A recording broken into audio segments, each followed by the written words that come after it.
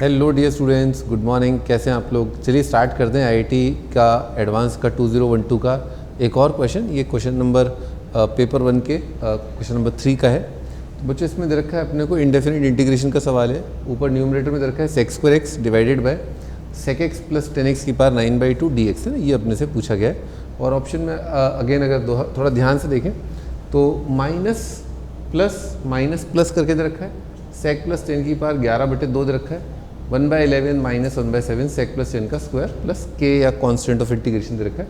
लगभग सारे ऑप्शंस एक जैसे ही हैं, माइनस माइनस प्लस ऐसे। तो प्लस माइनस का है, ज़्यादातर का प्रोफाइल सेम है। sec प्लस 10 की पावर 11/12 आ रहा है। चलिए शुरू करते हैं। तो पहला स्टेप अपन ये सोच सकते हैं इस सवाल के अंदर कि जो थोड़ा सा कॉम्प्लिकेटेड दिखने वाला टर्म है, यानी कि जो अपने आप में एक कॉम्पोजिट फंक्शन है और समथिंग की पावर 9/2 दे रखा है, उसके अंदर की जो चीज़ है उसको डिफरेंशिएट करके देखते हैं कि क्या आ रहा है। ठीक है, तो हमारा बेसिकली सब्स्टिट्यूशन का थॉट आता है इसके अंदर, और हमने सब्स्टिट्यूट किया है एक कॉम्पोजिट फंक्शन समथिंग की पावर 9/2 के अंदर वाले मसाले को, है ना, उसको डिफरेंशिएट कर रहे हैं। तो चलिए स्टार्ट करते हैं sec x प्लस 10x के डिफरेंशिएशन से। तो sec x प्लस 10x का अपन डिफरेंशिएशन करेंगे। ठीक है, ओके, सो लेट्स स्टार्ट। तो बच्चों sec का डेरिवेटिव आपको पता ही है, sec का डेरिवेटिव कितना आता है, sec x 10x, करेक्ट। और बच्चों 10x का जो डेरिवेटिव आता है, 10 का डेरिवेटिव आता है sec² x। ठीक है, 10 का डेरिवेटिव sec² x है ना, ये अपने को पता है। चलिए तो फिर अगला स्टेप देखते हैं। अब हमने यहाँ तक देख लिया, इसमें दिख रहा है कि sec कॉमन आ रहा है। sec कॉमन आने के बाद दिख रहा है कि 10 प्लस sec आएगा। ओके, इसको लिख लेते हैं, इसको इस चीज़ को भी। तो मैं कह रहा था कि भाई sec x कॉमन आ रहा है और अंदर ब्रैकेट में आ जाएगा 10x प्लस sec x। ठीक है ना, 10x प्लस sec x आएगा। ठीक, अच्छा, तो यानी कि ये हुआ कि क्या मैं ये चीज़ क्रिएट कर सकता हूँ? क्या मैं उसको सब्स्टिट्यूट करके इसको या इसको t मान करके क्या मैं इसको सब्स्टिट्यूट कर सकता हूँ? मान लो इसको मैंने t ही मान लिया। ठीक है, तो ये चीज़ क्या है, this into dx is equal to dt। लिख देता हूँ मैं इस चीज़ को, dx is equal to dt। हाँ बिल्कुल, क्योंकि sec प्लस 10 तो क्रिएट करना मेरे बाएं हाथ का खेल है, वो मेरे लिए कोई टेंशन की बात नहीं है, क्योंकि मैं ऊपर नीचे मल्टीप्लाई कर दूंगा sec की पावर sec प्लस 10 की पावर 1 से। ठीक है, आइए इसको कर लेते हैं ना, क्रिएट कर लेते हैं। तो हमने ऊपर नीचे sec प्लस 10 की पावर 1 से मल्टीप्लाई कर दिया, जिससे आएगा sec x into 10 plus sec। परंतु बच्चों यहाँ पर sec स्क्वायर था ना, एक sec तो था ही, यानी कि ये वाला एक sec तो था, पर एक एक्स्ट्रा sec है अपने पास।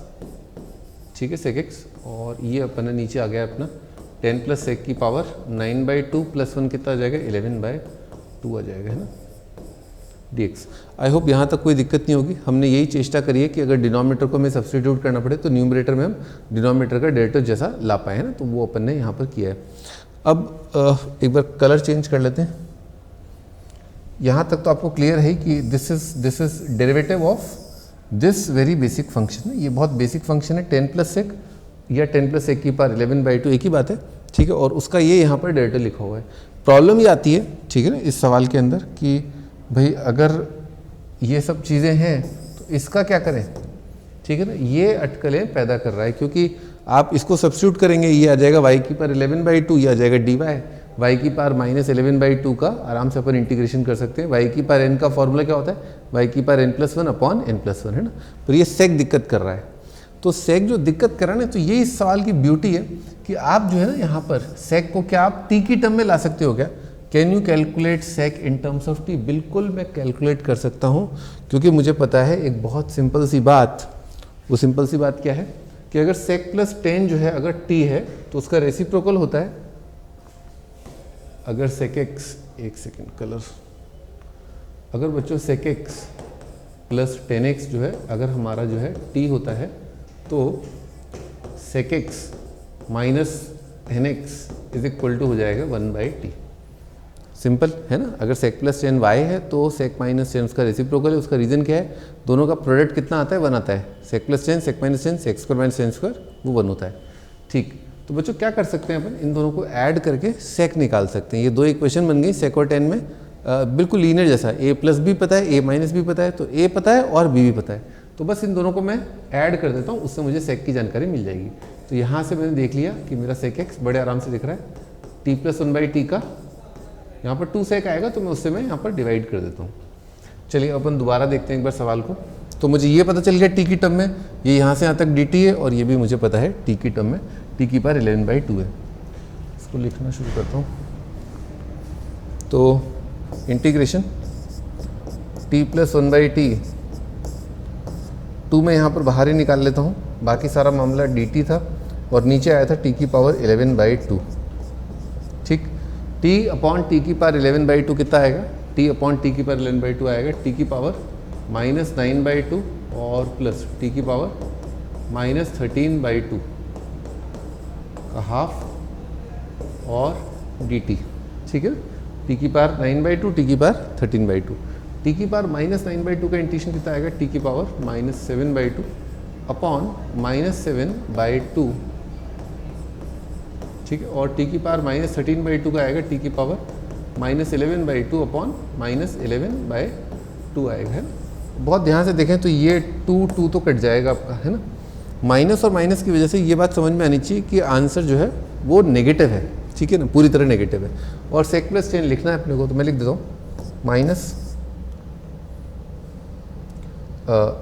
अपॉन सेक प्लस 10 की पावर 7/2, और यहाँ पर आएगा 1/7 प्लस 1 अपॉन सेक प्लस 10 की पावर 11/2, और यहाँ पर आ जाएगा आपका 11, है ना। ये अपना आंसर है। एक बार मैच करने के लिए पीछे देखते हैं।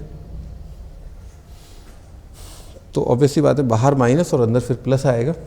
तो बाहर माइनस कहाँ पर है? यहाँ पर है, और अंदर प्लस यहाँ पर है। और सही बात है, सेक प्लस 10 का स्क्वायर इसलिए आ रहा है क्योंकि वो पावर जो है ना 7/2 और 11/2 में जो पावर का अंतर है, यानी कि 4/2, यानी कि सेक प्लस 10 का स्क्वायर आएगा। जो अपन सेक प्लस 10 की पावर 7/2 कॉमन ले लेंगे, ठीक है, या 11/2 कॉमन ले लेंगे, एक ही बात है। तो 11/2 कॉमन लिया है, ठीक है, 11/2 कॉमन लिया है, और वो 1/11 और ये, तो अपना आंसर आ जाएगा अपना सी ऑप्शन अपना आंसर है। ठीक है बच्चों, तो मिलते हैं नेक्स्ट टर्न पे अगले क्वेश्चन के साथ, है ना। Bye bye.